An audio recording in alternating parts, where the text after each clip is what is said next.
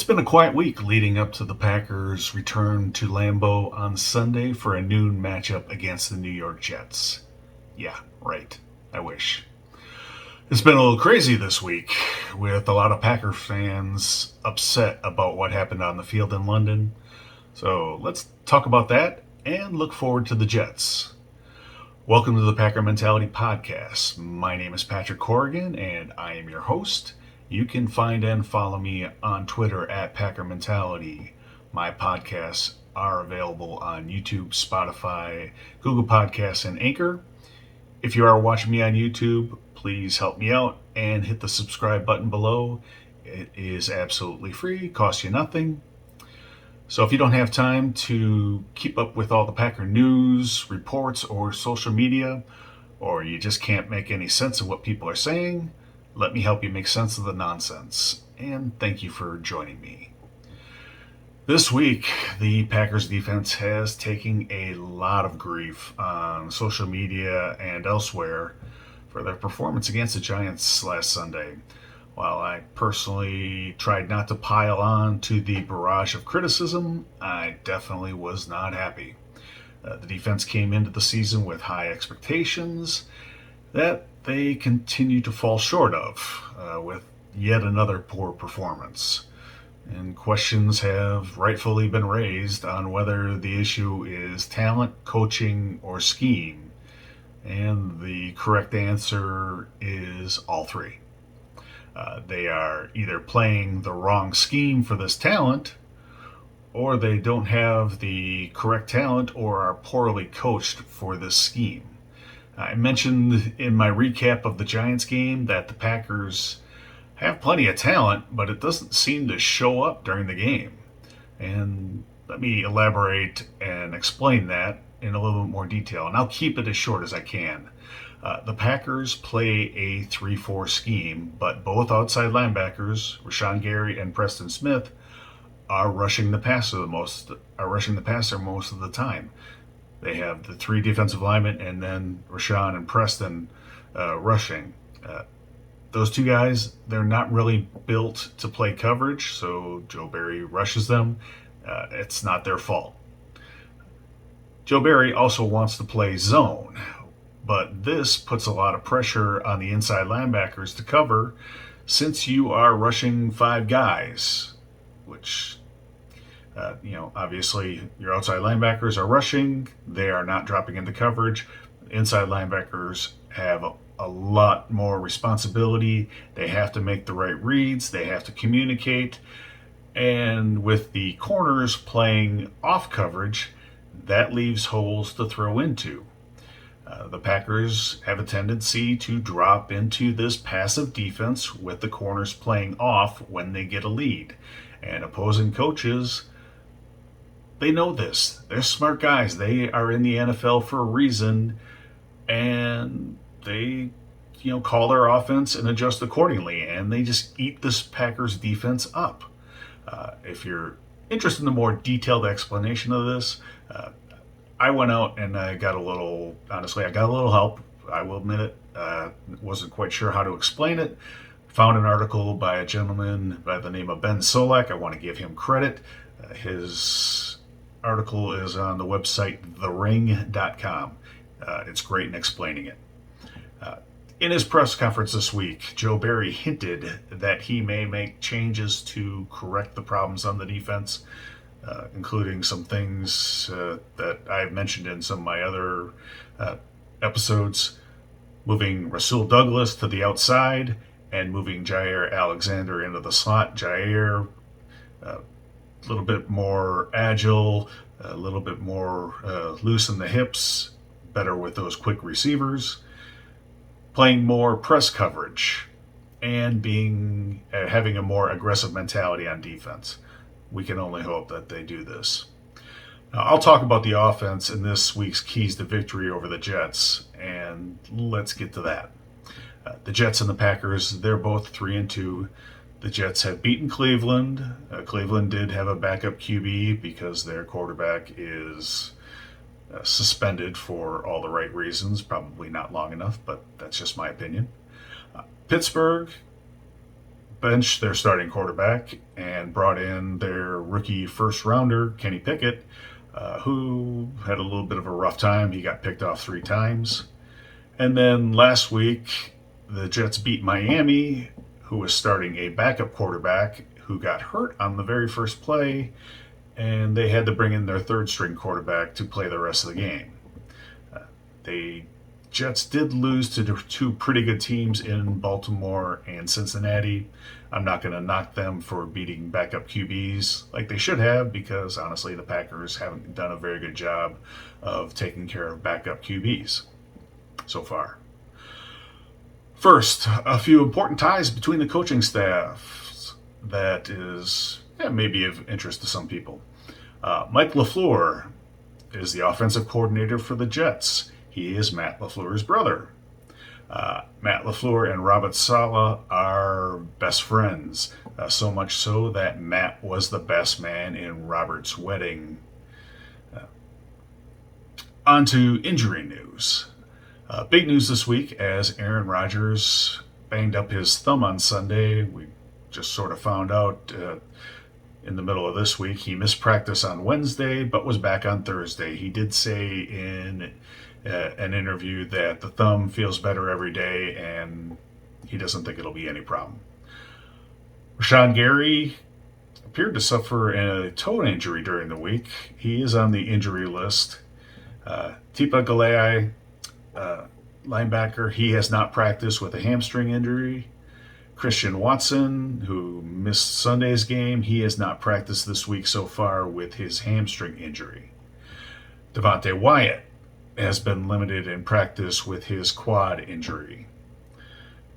Listed on the injury list were David Bakhtiari and Elton Jenkins. They were limited. This has been pretty much the plan since they came back. They're on their injury report. They're limited during the week, but they do play on Sunday. Mercedes Lewis getting veterans rest. I'm fairly confident that Rodgers will play, Rashawn Gary will play, obviously Bakhtiari and Jenkins will play, and Mercedes Lewis all will be good for Sunday. Devontae Wyatt has only been getting 10 reps or less per game. He might be able to go on that snap count if they need him. I highly doubt Christian Watson plays since he isn't practicing, and he is playing he is a wide receiver, and he is a rookie. He needs reps with Aaron Rodgers. It's disappointing that he's missing so much time during his rookie season, but can't be helped. For the Jets, their injury report, fairly short. Jermaine Johnson, who was one of their first-round picks this year, he hasn't practiced this week with an ankle injury.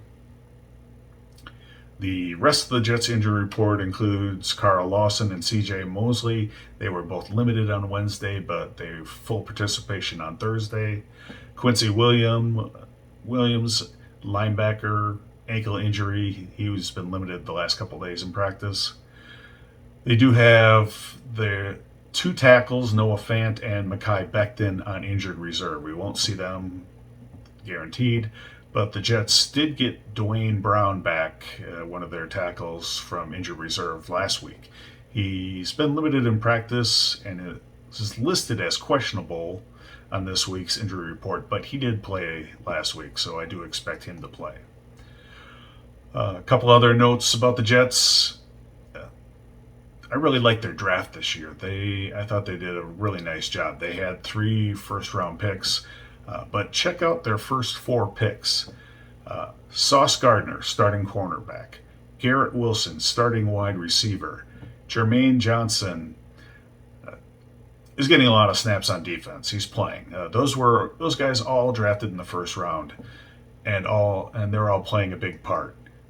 In the second round, they drafted Breece Hall, starting running back. So fantastic job drafting this year. And despite the Jets' rash of injuries at tackle, their offensive line has played pretty well, and getting Dwayne Brown back has made them only better.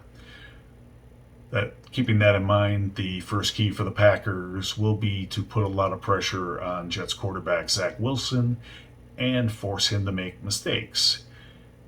He's only in his second season. He's shown improvement this season.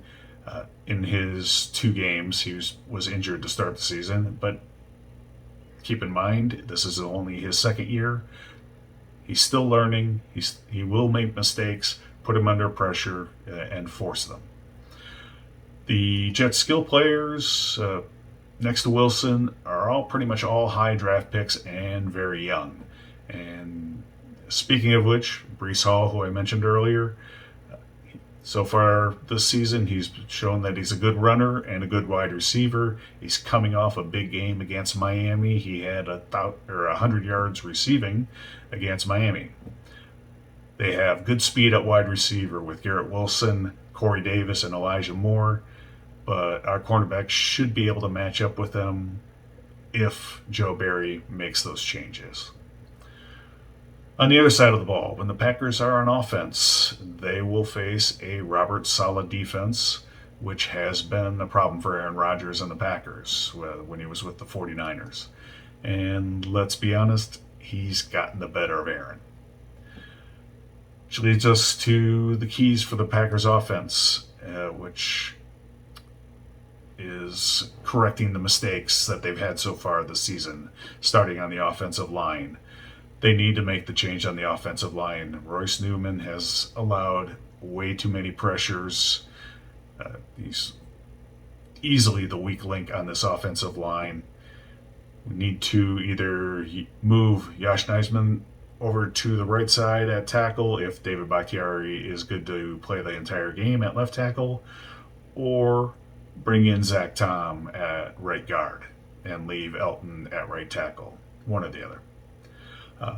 Need to get back to consistently feeding Aaron Jones and A.J. Dillon. They didn't get their 25 touches last week. As I've mentioned in previous episodes, so far, Packers are undefeated when those two get at least 25 touches. Doesn't matter. I do expect Aaron Jones to get more rushing attempts. I expect A.J. Dillon to get more rushing attempts. Also, find a way to get Aaron Jones the ball. Spread him out, get him out, send him down the field. He's a good one. He catches the ball really well. It'll help Aaron Rodgers. And speaking of Aaron Rodgers, he needs to get closer to being the Aaron Rodgers of last year. He just hasn't looked right. He's missing reads. He's missing throws, which is really uncharacteristic of him. Just feels like he's been out of sync with the offense and the wide receivers. I hope Matt LaFleur gets a little creative. The offense has felt a little stale, like I mentioned. Do something different with Aaron Jones. Find a way to get him the ball in the passing game down the field. Get in rhythm with these wide receivers. He's been really good with Randall Cobb, unsurprisingly. Alan Lazard has been okay. But Romeo Doubs, he needs to get the ball more. He's been getting open. And just things have been happening that have prevented Rodgers from getting him the ball. Whether it's mostly it's been protection breakdowns that have prevented it. And this could also be a good week for Robert Tonyan. He's been getting better every week, making some big catches, getting available on third down. I expect this week to be another step forward for him to get back to 100%. I'd like to say this should be a solid win for the Packers, but they will need to make some changes and play up to their potential for that to happen. And it should happen. In the meantime, the good news is that we don't have to get up early on Sunday. Yay. We'll talk about what changes were made and how they turned out early next week. Keep an eye out for that episode on Tuesday. And thank you again for watching and listening. Have a great weekend, and go Pack Go.